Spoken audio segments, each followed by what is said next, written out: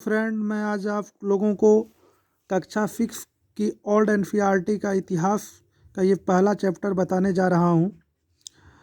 तो ये चैप्टर है भारतीय इतिहास का अध्ययन। तो आइए जानते हैं। तो यहाँ लिखा है, तुम्हारे मन में अक्सर सवाल उठता होगा, तुम इतिहास क्यों पढ़ते हो। गुजरे हुए ज़माने को समझने का एक रास्ता है इतिहास का अध्ययन। इसलिए हम यह समझने का प्रयास है कि हमारे पूर्वजों का जीवन किस तरह का था, उन्हें किन दिक्कतों का सामना करना पड़ता था और वे उन दिक्कतों को किस प्रकार हल करते थे। अतीत को जानना तुम्हारे लिए अति आवश्यक है, क्योंकि तभी तुम आज के भारत की परिस्थितियों को बेहतर ढंग से समझ सकते हो। तभी तुम्हें अपने देश की कहानी मालूम होगी। इस कहानी की शुरुआत सदियों पहले हुई।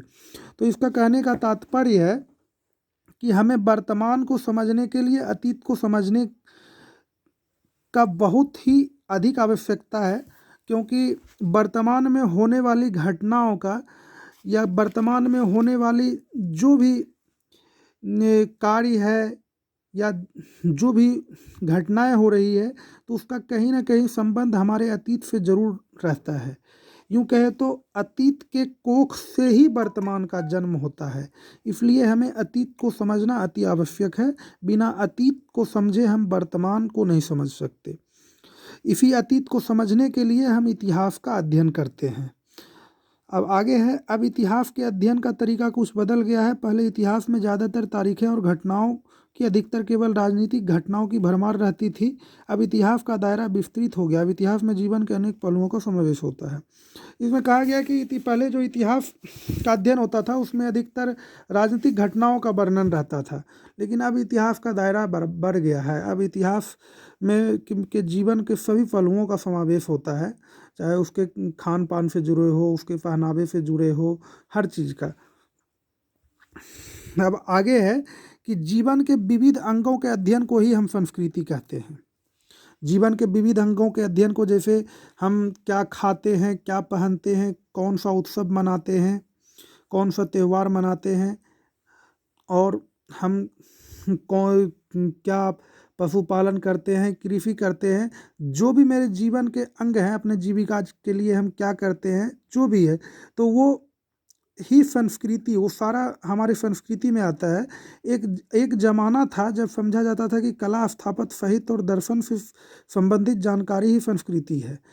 अब संस्कृति में समाज की सभी गतिविधियों का समावेश होता है। कहा जा रहा है कि एक समय था जब कला, स्थापत्य, साहित्य और दर्शन से संबंधित जानकारी ही संस्कृति है। माना जाता था कि कला और स्थापत्य, साहित्य, दर्शन ये सभी संस्कृति है। लेकिन अब संस्कृति में समाज के सभी गतिविधियों का समावेश होता है। इसलिए इतिहास में अब समाज के केवल उच्च वर्ग का ही नहीं, बल्कि समाज के सभी स्तर के समुदायों का अध्ययन होता है। अब इतिहास में राजाओं और राजनीतिज्ञों के अलावा उन समान लोगों के बारे में भी जानकारी रहती है जिन्होंने इतिहास को बनाने में योग दिया। इतिहास में कला और स्थापत्य का, भारतीय भाषाओं के विकास का, साहित्य का तथा धर्मों का अध्ययन होता है। अब हम केवल यह नहीं देखते कि समाज के कुलीन वर्गों में क्या होता था, बल्कि निचले स्तर के लोगों के कार्यों और रुचियों को भी जानने का प्रयास करते हैं। इससे इतिहास का अध्ययन अधिक दिलचस्प हो जाता है और हमें अपने समाज को काफ़ी बेहतर से हम ढंग से समझ पाते हैं। तो इसका कहने का मतलब तात्पर्य है कि पहले हम जो इतिहास पढ़ते थे, वो तो पहले भी बता चुका हूँ मैं, कि उसमें राजनीति घटनाओं का वर्णन होता था। राजाओं और कुलीन परिवार श्रेष्ठ जो होता था व्यक्ति, उन्हीं का अध्ययन होता था। जैसे कि पहले राजा के दरबार में ब्राह्मण सब जो रहते थे, वो अक्सर उनके जीवन का वर्णन लिखते थे, और उनके जीवन के वर्णन में उनसे जुड़े जितनी सारी अच्छी बातें रहती थी, वो उसी चीज़ पे वो प्रकाश डालते थे, और उनसे जुड़े हुए नकारात्मक पहलू को वो नज़रअंदाज करते थे। लेकिन अब जो इतिहास होता है उसमें उन सभी पहलुओं को डाला जाता है। उनके नकारात्मक और सकारात्मक पहलू दोनों को डाला जाता है। और अब सिर्फ राजाओं के बारे में ही नहीं, उनके दास होते थे, जो निचले तबके के लोग होते थे, जो कि गौ पालन का काम करना, गौ चराने का, राजा के गौशाले में रहते हो, या जो हर किसी के बारे में अध्ययन हमें देखने को मिलता है। आज के इतिहास में। अब आइए आगे जानते हैं।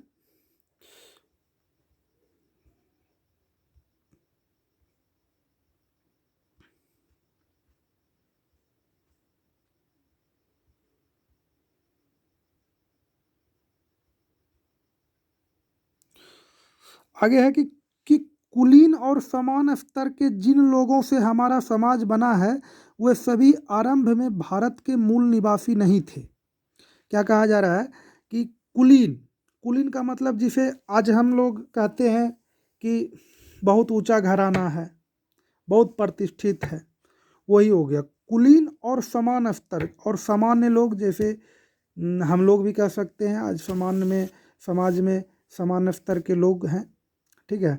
तो उन लोगों से हमारा कुलीन और समान स्तर के जिन लोगों से हमारा समाज बना है वो सभी आरंभ में भारत के मूल निवासी नहीं थे। वो सभी भारत के ही हमारे मूल निवासी नहीं थे। बहुत से मध्य एशिया से आए, अरब से आए, यूरोप से आए और आके भारत में बस गए।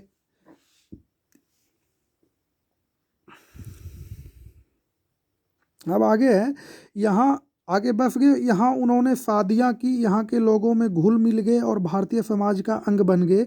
इसलिए नाना प्रकार के लोगों के कारण हमारे देश में नाना प्रकार के धार्मिक रीत बोलियों और रीति रिवाज प्रचलित हुए। कहा जा रहा है कि वो लोग जो बाहर